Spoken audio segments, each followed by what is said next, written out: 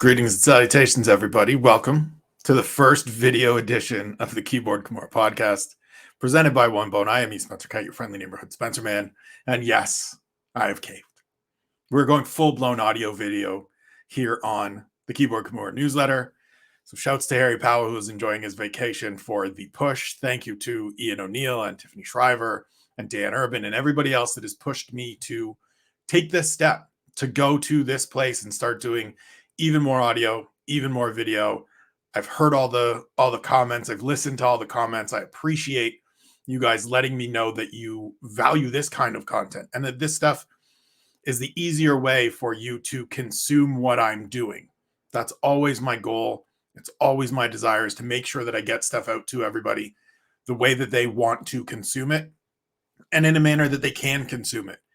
And so if it means jumping on here and getting a little more comfortable in front of the camera and taping some more podcasts, some more audio stuff, this is just what we're going to do. It's been a long time coming. It's been a thing that I avoided for a lot of years, as somebody that, came up and made my name and made, a little bit of a following for myself by using the keys and by writing out words and not necessarily doing this. But we're here. We're getting comfortable. We're settling in. You get more of this throughout the weeks to come. I think this is now 5 days a week that there will be AV content. And so you'll still get written words for recaps. You'll still get written words for Fighter to Watch, but everything else is probably going to shift to audio video. So get those earphones ready.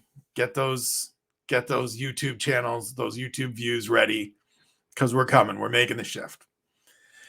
So here we are today. It is Monday morning. We are a couple days removed from UFC 278. I'm still buzzing, as I said this morning on Twitter when I retweeted and re-upped the next day takeaways with Ian, which thank you to IO for jumping in and filling in for Harry yesterday. It was a good time. He is the official first person I call when I have an opening. Shawnee, you will be the second. I appreciate those guys for always filling in, for having these conversations with me.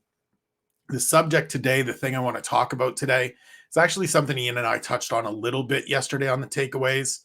And that is, to me, that Saturday's main event sort of confirmed the need or more my want to see the UFC just move forward with the fights that make sense, the fights that are sort of lined up correctly. Because the way I look at it and the way I think of it is sort of like this. And I'm going to bust out the phone here. And you're going to hang out with me for a minute as we go through and sort of look at where everybody was at the time, because I want to make sure that I get my info right. So the way I think of it is this. Leon Edwards pushes his winning streak to 8 with a win over Rafael dos Anjos. It's, the summer of 2019. He's got 8 straight wins. There's a history between he and Kamaru Usman, and it just feels like this is the right fight to make.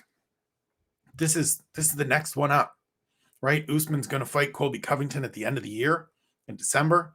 And then the next fight should be Leon Edwards. He's won 8 straight, beating Vicente Luque in there, beating Brian Barberina in there, beating Donald Cerrone and Rafael dos Anjos in there, and Gunnar Nelson in there. Good names, good fighters, good opponents, quality wins, each one of them. Beat Albert Tumanov in there when people were still very high on Einstein. And so to me, it just felt at that time like Leon had done enough, right? Jorge Masvidal was still a few months away from beating Nathan Diaz to win the BMF title. Didn't really even feel at the time like necessarily the next guy up. Gilbert Burns hadn't started his run. And instead of getting Leon Edwards booked in to face Kamaru Usman, he got booked in to face Tyron Woodley. That fight never happened. It was supposed to happen in London.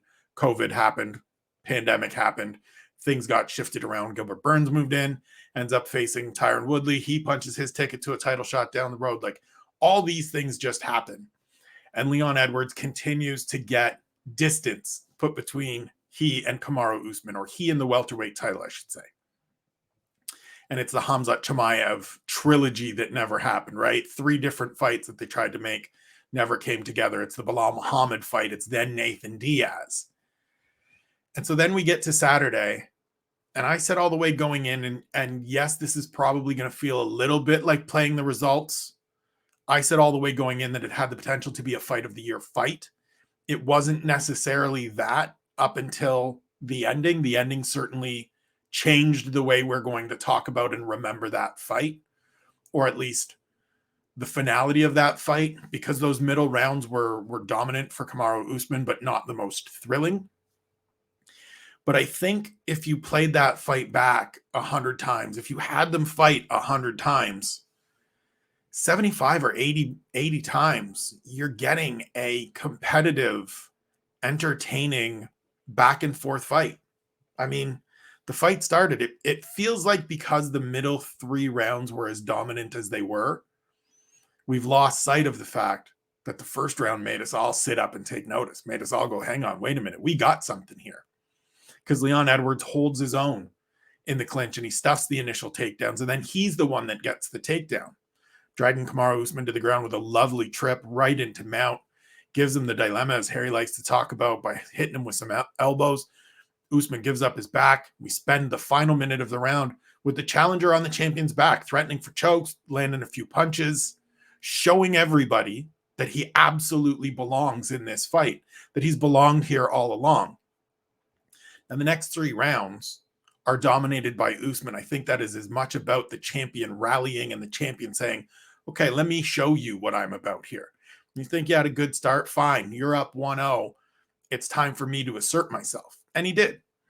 And there was a little bit of Leon Edwards sort of, getting stuck in the mud a little, getting stuck probably in his head a little, getting stuck in the moment a little. Harry talked about it on his fabulous one-man booth that Edwards has moments where he's passive, where he's not as active as he needs to be. He's not the one dictating. And when that happens, we end up seeing what we saw on Saturday. 3 rounds where Kamaru Usman presses forward and does the majority of the good work. And the takedowns start getting a little easier because the pressure and the pace and the altitude and the grind of it all starts wearing on Leon Edwards. But then we get to that 5th round, and it's a magic moment, right? Ian and I talked about it. Everybody's been talking about it, rightfully so. It's a magic moment. They have that restart. He gets a little bounce in his feet. He throws that combination. He lands that kick, and we have a new welterweight champion. And I think if you did that fight at any point over these last 3 years, it's not necessarily going to end the way that it did on Saturday, but it's going to be a competitive, compelling affair because these two guys are just matched up that way. They just fit each other in that way.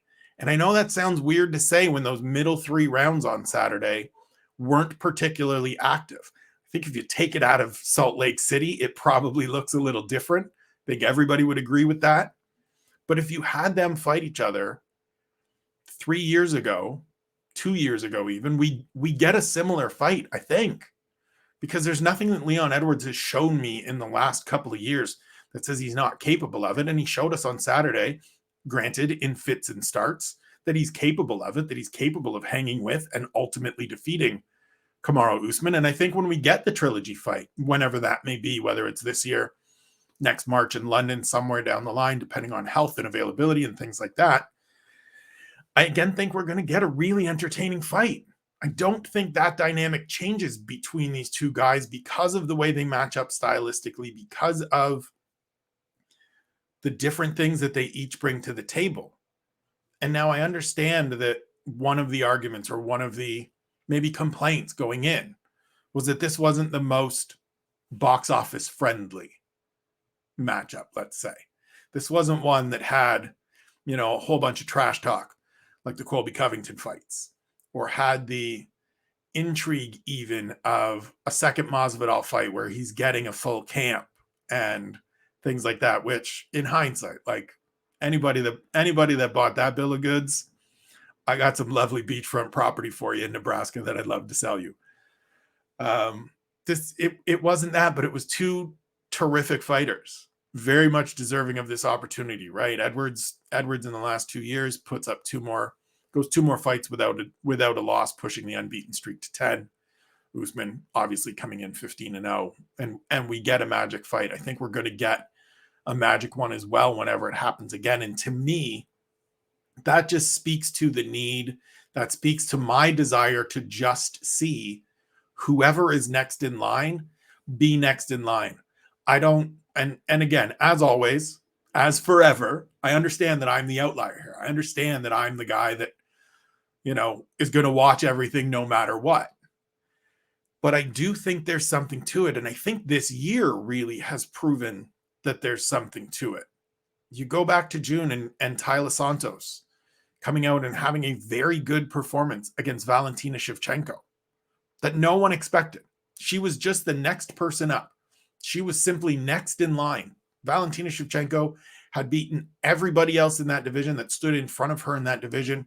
So Tyler Santos gets her win over Joanne Wood, and it becomes a fight that propels her into a championship fight. She's at long odds. Nobody expects her to do much, and she goes out there and surprises and gives Shevchenko a really good fight, to the point that maybe it's a rematch. Maybe we have to do it again because the clash of heads maybe changed things a great deal. I think you look at even the second Aljamain Sterling Petr Yan fight. Not a lot of people expected Aljo to have the performance he had, to have the kind of fight that he had, but he did. And he went out there, and it was the right fight to make based on everything that had happened. And we just went forward with it. We didn't do the people aren't that interested in Aljo, and he's not a big enough name, and there's this reaction and that reaction, to where he's nominated for Comeback of the Year for internet ridicule at the MMA Awards, which is, yeah, that's what it is. If you're watching the video of it, you could see the facial reaction of what that is. But it was the right fight to make, right? It was the correct matchup to make. And I just think we are getting to points where we're no longer happy with just the right matchup. We want to put all these other different qualifiers on it. We want it to sell really well, which is one of those ones that I've never understood. And I'm just going to say it now. I want to just put it out there for everybody. I have never understood why fight fans, in trying to advocate for fights or discuss fights that are coming up, say, well, it's not going to sell very well. What do you care if it sells well? Is it compelling? Is it entertaining? Is it going to be a competitive fight? Why do you care how much money the UFC is going to make from it? Why do you care what kind of box office and bank the UFC is going to get from this? Well, they're not going to do big pay-per-view numbers. Okay, are you going to enjoy the fight? That to me should be the only thing that factors in, or one of the few things that factors in. And hey, the UFC isn't going to make that much money shouldn't really be a consideration. But I digress. I don't need there to be heated rivalries or somebody that has all the buzz in the world. Like, I don't need to see Khamzat Chimaev hotshotted into a championship opportunity when there is someone like Leon Edwards that has worked his way through the path to get there, right? And it goes back even years before this. It goes to all the different athletes that have said, I've worked my way to this position and I want my opportunity. I want those athletes to get their opportunity because it's been earned, because it's merited. I don't like using the word deserve when talking about this sport, because nobody deserves anything. And that's sort of the way, that we've learned that what you deserve isn't necessarily a thing that factors, right? But for all the talk that we always got for years of Tony Ferguson winning 12 straight fights and never getting the opportunity to chance for to fight for the undisputed lightweight title, we almost got there with Leon Edwards. He's 10 straight fights without a loss. And people were still like, yeah, isn't there somebody better? Can't we do Chimaev? Isn't there something else we can do? Nah, he deserved it. And he showed on Saturday night that he still had it in him in the 24th minute to pull a rabbit out of the hat and bring that belt back home to Birmingham. And I think it would really overall behoove the UFC, be good for the sport, be good for the athletes, ultimately be good for the fans, even if people aren't going to agree with me on that right up front. If we just keep booking the people that have moved into position rather than picking and choosing which athlete is going to get the next shot. And I understand there are going to be divisions where there are multiple options, right? You look at lightweight, there's usually one or two people, maybe even two or three, that you can say they're all sort of in line. But right now, that's not the case. Islam Makhachev is clearly the guy. And so they're making that fight. They've made that fight between he and Charles Oliveira. It is the right fight. And we're going to see what happens. It's not going to sell 1 million pay-per-views, but it's the right fight. It's the right matchup at the right time between the right two competitors. And it's going to show the very best of the lightweight division, the same way that Saturday showed the very best of the welterweight division. and UFC 277, 276 in Singapore showed the very best of the women's flyweight division with Shevchenko and Tyler Santos. And going forward, we're going to keep getting the very best of the division, right? Even Israel Adesanya's win over Jared Cannonier. Jared Cannonier is not a huge name. He's not a guy that people are rushing out to want to see fight, but he earned that spot. He had worked his way to that spot. He had done enough to merit that opportunity, and you just give it to him. You reward that effort, and then you move forward. And if it works out that he wins, then you've got something new, and it's something fresh, and it's something unexpected and intriguing, much like Saturday night, right? Very few people went into that fight thinking Leon Edwards is going to win. And as the fight progressed, that number got fewer and fewer and fewer. We were talking more and more about Kamaru Usman and tying Anderson Silva's record and greatest of all time and best welterweight and pound for pound this and pound for pound that. And now here we are 2 days later, and most people in this community cannot wait for the trilogy fight. So 2 days removed from a fight that they weren't necessarily that interested in. And Sean Sheehan put up a great piece about this on the Severe MMA website, put it up on Sunday. So go read it, talking about admitting for himself, look, I wasn't that big on this fight. I wasn't that interested, but goddamn, I'm interested now. Like, I'm convinced. You've sold me. Let's go. And I think this is a thing that can actually happen and create sort of more organic interest in these athletes, in these matchups, in these names that people don't necessarily know, right? I come on here all the time and talk about the instances where people say, well, I don't know that guy, or they're not a big enough name, and why are they headlining this, and why are they getting that opportunity? And I think these fights of just giving them those chances turn them into bigger names. Like, it's a cyclical argument to me, right? Oh, well, they're not a big enough name to headline a fight night. Well, how do they become a big enough name if they're not given these opportunities? We saw that with Mateusz Gamrot and Arman Tsarukyan earlier this year. They go out, they have a great fight. Both of them elevate their name. Both of them elevate their stock. Gamrot's now going to fight Beneil Dariush. That's going to be a big fight. People are going to be more interested in that fight, having seen Gamrot get a main event assignment on a fight night. Similarly, this fight with Leon Edwards and Usman, the third fight is now gigantic because we saw Leon Edwards go out and do what he did. Now, that's certainly a huge part of it, right? The way it ended is certainly a huge part of it. You cannot argue that. I won't sit here and say, that's nothing to do with it. It's certainly a great big part of it. But it doesn't matter. That's the result we got, right? That's the beauty of this. We got a result that created interest. That's always a possibility in this sport. Every time two men, two women step into that octagon, there's the chance that something fucking wild happens that sends your intrigue and your interest through the roof. And that's what happened on Saturday, because the right guy, the most deserving guy, the guy that had earned that spot, got the chance to go out there and in the 24th minute went, hey, I got to do something, and kicked Kamaru Usman upside his head. And for me, as a fan of this sport, as a consumer of this sport, as somebody that chronicles this sport on a daily basis, that's the stuff I want to see. I don't need to see pretend trash talk rivalries. I don't need to see this guy wronged me backstage. Like Jorge Masvidal and his team coming out on Saturday and being like, hey, it's great. We're in line. Let's go. Championship fight. Now it's time. 3-piece and a soda. No. Like, not even close. That was 3 years ago, dude. You had 3 years to capitalize on this and did not.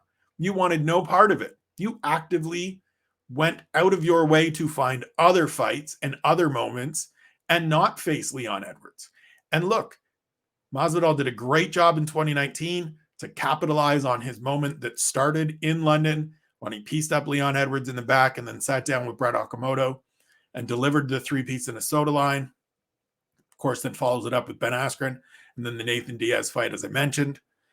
But this isn't now your ticket to a championship opportunity because there's some 3-year-old beef that you're now going to drudge back up and be like, hey, remember that time I punched you? Because I remember those times you've lost your last 3 fights and been uncompetitive in your last 3 fights. And you can say, oh, Styles and this and that, and we've got beef. And great, you haven't earned anything. You haven't won anything. You haven't done anything to make me think you deserve a 3rd championship opportunity in 3 years on some 3-year-old stale beef that you didn't even want to investigate. Back when Leon Edwards was dying for opportunities, was just standing there like, I need to fight someone. Where's Masvidal? So just give the next man up the opportunity. Just keep going with the next person that's in line. The really cool thing to me about this sport, or one of the many really cool things about the sport, because I think there are myriad cool things about this sport, is that it will always sort of just work itself out, right? If you just keep athletes moving forward, if you keep matchups being fresh, if you keep finding ways to circulate the talent through these divisions, things won't often get that stale because new people come along, new matchups get made, and new opportunities are presented, and someone always rises to the occasion, right? 2 years ago, we had no idea who Khamzat Chimaev is. And then he shows up on Fight Island, smashes John Phillips, turns around 10 days later and smashes Reese McKee. And all of a sudden, we got a guy that we want to know more about. We want to see more from. Goes out and beats Gerald Meerschaert in September, and we go, okay, for real. Came out of nowhere. It happens. It happens all the time. It didn't take that long for a guy like Petr Yan to work his way to the championship or to the top of the bantamweight division. It took Yuri Prohashka 3 fights. His 3rd fight, he won the light heavyweight title. And it was just by progressing him through the ranks. It was just by making the next right matchup and looking and saying he is the next right guy to face Glover Teixeira, to where we got that fight. That is one of the best fights of the year, one of the most entertaining fights of the year. Here he's probably screaming at me, hearing me call it one of the best fights of the year, because he thinks it was a slop fest and there were a lot of mistakes, but it was entertaining and compelling. I'll give it that. And I just think that as much as we want to see, as much as there is a segment of the fan base that really craves the drama, that really just wants, I need these 2 guys to be, or these 2 people to be chirping at each other, to be exchanging barbs on Twitter, to be in each other's DMs, talking shit, saying all this wildness. That wildness and all of that stuff, it doesn't translate into the cage. At the end of the day, it's not like all of that stuff fuels them once they get into the cage and we see this lunacy come out because they're so fired up. These are still professional athletes that are just trying to draw eyeballs. And to me, the eyeballs will come organically if you just keep making the correct next fight. And the great thing is that the further away from the top of the division you get, there's so many options for what that next correct fight is. Even if it is sometimes a second test for a young fighter, or a fight like Tyson Pedro's fight on Saturday, where it's just to make sure that he can stay healthy. It's just to make sure that we can get 2 or 3 fights out of Tyson Pedro after 3.5 years on the sidelines. It's just about going forward because stuff happens, stuff comes together. It doesn't always have to be who is the most popular name, who is the biggest box office draw. Right? Like, part of the reason everybody's objecting to the Nathan Diaz-Khamzat Chimaev fight is because it feels really not right for so many reasons. It feels like such a weird matchup for so many reasons. It's Nathan's last fight on his contract. It feels like he's being sent to the wolf, literally. It feels like, kind of stylistically, like not the right fight. Like there should be something different for Chimaev as he gets that one step closer to fighting for the welterweight title, which now has been sort of pushed back. As Daniel Cormier said at the end of the broadcast on Saturday, sorry, Chimaev, but your road just got a little longer because we got to do this a 3rd time. Now, you can't necessarily plan for that and book him that accordingly, expectantly, but it sure would be nicer if he was facing Colby Covington instead of Nathan Diaz. And maybe Covington isn't even the right guy, because if he happens to win, you don't need to roll him out there for a third fight with Kamaru Usman. But it just feels like if we keep making the fights that make sense, if we keep making the next man up, the next woman up fights, we're going to get to a good place. We're going to get to fights that are compelling based on results, based on the efforts these athletes have put forward.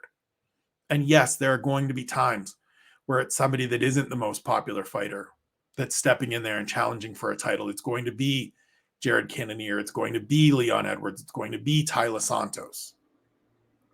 But two of those three athletes surprised everybody. One of them walked away with gold, the other very close, and may get another chance because she was that close. And to me, that's way more compelling. That's far more interesting than seeing Alex Pereira rushed into a middleweight title fight because he's got history with Israel Adesanya from kickboxing 7-8 years ago. This isn't kickboxing. I haven't seen anything that makes me believe Alex Pereira is going to go out there and beat Israel Adesanya in an MMA fight yet. Because I tell you what, Izzy's not going to march forward with his hands somewhere around here like Sean Strickland did. He's going to fight MMA, and I wouldn't be surprised, as Harry's talked about in talking about this fight in the past, that he comes out and takes him down and looks to submit him. It's something Izzy's talked about wanting to do. It's an avenue and a wrinkle of his game that is probably vastly superior to Pereira's, so don't be surprised if that's where it goes.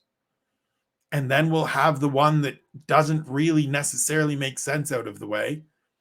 And in the back of that, we'll be having some more middleweights matriculating up the rankings, working their way into position.